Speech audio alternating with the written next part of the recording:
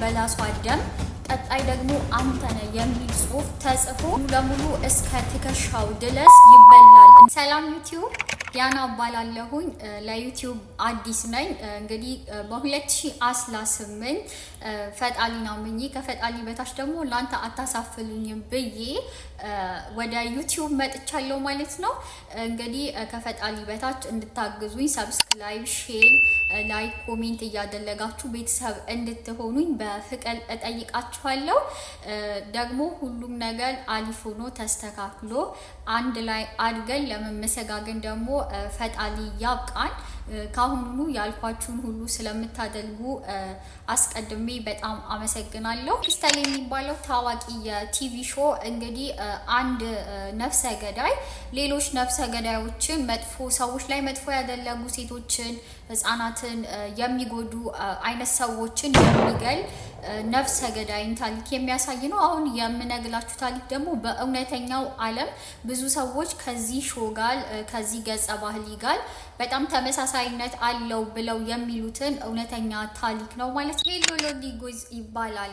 ብራዚል ውስጥ የምትገኝ ሳንታ ሪታ ዱስ ፖኬ የምትባል ትንሽዬ የገጠር ውስጥ የተወለደ ልጅ ነው። የፔሎ አባት ሚስቶቻቸውን የሚደበድቡ አይነት ባሎች የሆነ ባል ነው እና ይህንንም ተከትሎ የፔሎ እናት ፔሎን እርጉዙና ሳለች የፔሎ አባት ሆዷ ላይ ይመታታል።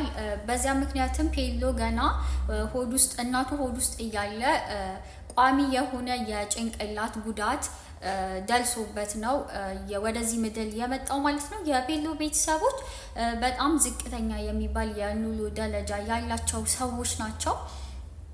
በጣም ዝቅተኛ የሚባል የኑሮ ደረጃ ያላቸው ሰዎች ናቸው። ይህንንም ተከትሎ ፔሎ ገና በ10 ዓመቱ ገና በለጋ እድሜው ቄላ ወይም ደግሞ የእንስሳት እርድ የሚበሉ እንስሳት እርድ የሚከናወንበት ቦታ ተቀጥሎ ይሰራል ማለት ነው። ፔሎ እንግዲህ ገና በልጅነቱ በህፃንነቱ አንድ ሰው ፍትህን ካጎደለ ፍትህን ማግኘት መቻል አለበት የሚል ትልቅ አስተሳሰብን ጭንቅላት ውስጥ የያዘ ልጅ ነው ማለት ነው። ገና በልጅነቱ እንደዚህ አይነት አስተሳሰብ ነው ያለው። አንድ ሰው ፍትህ ጋር ካጎደለ ፍትህን መልሶ ማግኘት መቻል አለበት። ፍትህ የጎደለበት ሰው ያ ሰው ላይ የሆነ ነገር ተከስቶ ፍትህን ማግኘት መቻል አለበት ብሎ የሚያስብ ልጅ ነው። ለዛም ይመስላል ገና በ13 ዓመቱ አብሎት የሚሰላው እዛው ቄላ ውስጥ አብሎት የሚሰላው የአጎቱ ልጅ ፔሎን የማይሆን ተግባር ፔሎ ላይ ይፈጽምበታል። ስለዚህ ፔሎ የእሱ አስተሳሰብ ፍትህ ያጎደለ ሰው ቅጣት ማግኘት አለበት፣ ፍትህ የጎደለበት ሰው ደግሞ ፍትህ ማግኘት አለበት ብሎ ነው የሚያስበው ማለት ነው። ይህንንም ተከትሎ ስጋ የሚሸነሸንበት ማሽን ውስጥ የአጎቱ ልጅ እጅ ይከትና የአጎቱ ልጅ እጅ ሙሉ ለሙሉ እስከ ትከሻው ድረስ እንዲበላ ያደርጋል ማለት ነው። እንደ ድል ሆኖ የአጎቱ ልጅ ከዛ ያለፈ ጉዳት አልደረሰበትም። ያንን ሁኔታ ማለፍና መቋቋም ችሏል ማለት ነው። ከአመት በኋላ ፔሎ 14 ዓመቱ ብቻ ነው እና ፔሎ 14 ዓመቱ ላይ እያለ የፔሎ አባት የሚሰላበት ቦታ ባለቤት የሆነ ሰውዬ ስለሰለክ ከዚህ ቦታ ውጣ ደግመህ እንዳትመጣ ይለዋል። አብሎት የሚሰላው የስራ ባልደረባው ደግሞ አዎ ሰልቋል በማለት የውሸት ይመሰክልበታል ማለት ነው እና ስላውን አቅሞ ቤት ይገባል። የፔሎ ቤተሰቦች እንደነገርኳችሁ በጣም ዝቅተኛ የሚባል የኑሮ ደረጃ ላይ የሚገኙ ሰዎች ናቸው። ዋነኛ ገቢያቸው የፔሎ አባት የሚያመጣው ለምግብ የሚያውሉት እሱን ገቢ ነበረ። እሱ ገቢ ሲቆም የፔሎ ህፃናት ከሱ ታናናሽ የሆኑ ወንድምና እህቶቹ ሲልባቸው ሲያለቅሱ ይመለከታል ማለት ነው። ስለዚህ ፔሎ እንደሱ አስተሳሰብ ፍትህ እዛ ቤት ጎሏል ማለት ነው። ስለዚህ ፍትህን ማስከበል አለበት ማለት ነው። ስለዚህ የመጀመሪያ ግድያውን የአባቱ የአሰሪ ወይም አለቃው የነበረውን ሰው ገና በ14 ዓመቱ ይገለዋል ማለት ነው። ከዚያም ከሳምንት በኋላ አባቱ ላይ በውሸት የመሰከለበትን ሰው ይገለዋል። ገና በ14 ዓመቱ የሁለት ሰዎችን ህይወት ያጠፋል ማለት ነው። ከዛም እዛ አካባቢ ላይ የሚገኙ የወንበዴ ቡድኖች በጣም ወንበዴ የሚባሉ ሰዎች ያሉበትን ቡድን ይቀላቀላል። እዛ የዛ ቡድንም ዋና አቀሳሳሊ ወይም ዋና መሪ ይሆናል ማለት ነው። እና ብዙ ነገሮችን ከፊት ሆኖ መምላት ይጀምራል። ለብዙ ጊዜያት ያንን ሲፈጽም ይኖራል። ከዛ በአንድ በተቀደሰ ቀን ማሊያ የምትባል ሴት ይተዋወቃል። በጣም በፍቅሯ ይወድቃል። እሷም ተወደዋለች፣ ይዋደዳሉ። ከእሷ ጋር ፍቅር ይጀምራሉ ማለት ነው። ከዚያ ከማሊያ ጋር አንድ ላይ መኖር ይጀምራሉ። ማሊያ ትጸንሳለች። ማሊያ መጸነሷንና የመጀመሪያ ልጁን ለመቀበል ዝግጅት ላይ መሆኑን ተከትሎ ፔሎ እሱ ከሚሰላቸው ወንጀሎች ያው በጣም የግድያ ወንጀል ምናምን ስለሆነ የሚፈጽመው እሱ ከሚሰላቸው ወንጀሎች ስናስተያየው አነስ ያለ ሊባል የሚችለውን መጥፎ ሰዎችን በመስለቅ ምናምን ገቢ ማግኘት ይጀምራል። ሌሎችን ወንጀሎችን ያቆማል ማለት ነው። እንደተለመደው በማታ ወደ ፍቅረኛው ሲመለስ ግን የ7 ወር እርጉዝ የሆነችው የሚወዳት ፍቅረኛው ማሊያ ተገላ መሬት ላይ በላሷ ደም ቀጣይ ደግሞ አንተ ነህ የሚል ጽሑፍ ተጽፎ ያገኛል ማለት ነው። እዛ ጊዜ ጀምሮ ፔሎ ማሊያን የገደላትን ሰው ለማግኘት ለወላት ያህል አግኝቶ እጁ ላይ ለመጣል ለወላት ያህል ሲፈልገው ይቆያል። ፈልጎ ብቻ አልቀለም። ፔሎ ማሊያን የገደላትን ሰው ያገኘዋል። እንዲሁም ደግሞ በተጨማሪም ወንድሙ ሰርግ እንዳለው ይደርስበታል ማለት ነው። ስለዚህ ወደዛ ሰርግ ከጓደኞቹ ጋር ያመላል። ከህፃናትና ከሴቶች በስተቀር እዛ ያሉትን ሁሉንም ወንዶች ይገላቸዋል ከጓደኞቹ ጋር በአንድነት ሆኖ ማለት ነው። ከዚያ ጊዜ በኋላ አካባቢው ላይ ያሉ ሰዎች ፍቅረኛውን ካልተወለደ ልጁ ጋር የገደለበትን ሰው ሴቶችና ህፃናትን ሳይነካ እዛ ያሉትን ሰዎች በሙሉ ገደለ በሚል በጣም ትልቅ ተወዳጅነትን፣ ዝናን ያተርፋል። በአካባቢው በጣም ተወዳጅ ሰው ይሆናል ማለት ነው። ይህንን ጀብዱ ከፈጸመ በኋላ የፔሎ ህይወት የቀጠለው እንግዲህ ልክ ፔሎ የህዝቡ ኃላፊ እንደሆነና ኃላፊነቱ ደግሞ በየቀኑ ሰዎችን መግደል የሆነ ይመስል በየቀኑ ሰዎችን እየገደለ መኖር ይቀጥላል። ነገር ግን ፔሎ የሚገለው በጣም መጥፎ የሆኑ ሰዎችን ብቻ ነው። ሰዎችን የገደሉ ሰዎችን፣ ህፃናትን የጎዱ ሰዎችን፣ ሴቶችን የጎዱ ሰዎችን፣ እናቶችን፣ ትልልቅ እናቶችን፣ አባቶችን፣ በአጠቃላይ አረጋውያንን የሚጎዱ ሰዎችን ብቻ ነው የሚገለው ማለት ነው። ይህ የፔሎ ጀብዱ ብዙም አልቀጠለም። ወደ እስር ቤት ይያዝና ይገባል ማለት ነው። ነገር ግን ወደ እስር ቤት መግባት ለሱ በጣም ትልቅ እድል ነው። የሚፈልጋቸው ታዳኞቹ ከበውት ይገኛሉ ማለት ነው። በፔሎ አስተሳሰብ ይሄ ሰው እንደዚህ አይነት ፍትህን አጉድሎ በህይወት መኖር አይገባውም ያላቸውን እዛው የሚገኙ እስረኞችን ተላ በተላ እየመለጠ መግደል ይጀምራል ማለት ነው።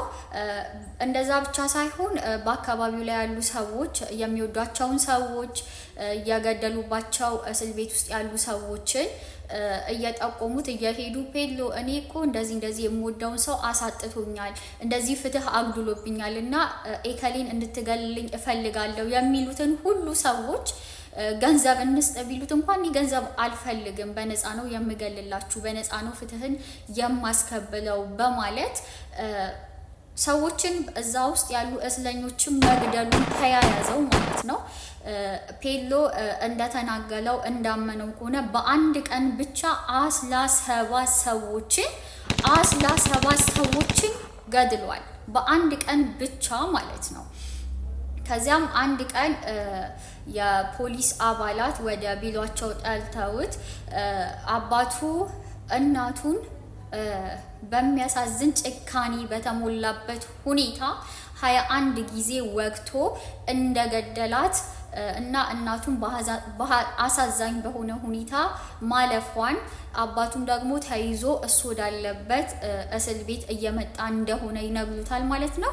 አባቱም እስር ቤት ከገባ በኋላ ስለዚህ ፔሎ ፍትህን ማስከበል አለበት በሱ አስተሳሰብ። ስለዚህ አባቱን 22 ጊዜ እናቱን ከወጋት አንድ አሳድጎ ጨምሎ ማለት ነው 22 ጊዜ ወግቶ ይገለዋል። ፔሎ 16 ሰዎችን ብቻ ነው የገደልኩት ይበል እንጂ ፖሊሶች ባለጋገጡት መሰረት 71 ሰዎችን በእስር ቤት ውስጥ እንደገደለው ማስለጃ አግኝተዋል ማለት ነው። ነገር ግን ፖሊሶች እንደሚሉት ከሆነ የሞቱ ሰዎች በጣም ከ71 በጣም የሚበልጡ ናቸው። ማስለጃ ማግኘት የቻሉት ግን የ71ዱን ብቻ ነው ማለት ነው። ፔሎ እንግዲህ 71 የተለጋገጠ ሰዎችን በመግደል 400 ዓመታት የፍርድ ብይን ተበይኖበት 400 ዓመታትን በእስር ቤት እንዲቆይ ቢፈለድበትም ከ31 ዓመታት በኋላ እንደ ኢውሮፓውያን እንደ ፈረንጆቹ አቆጣጠር ማለት ነው በ2007 ከእስር ቤት ወጥቷል። ፔሎ ከእስር ቤት ከወጣ በኋላ ሙሉ ለሙሉ ህይወቱን ለውጦ የተሻለ ንጹህ ብሎ ያሰበውን ህይወት ከወንጀል ሰውን ከመግደል የጸዳ ህይወትን መምላት ይጀምራል።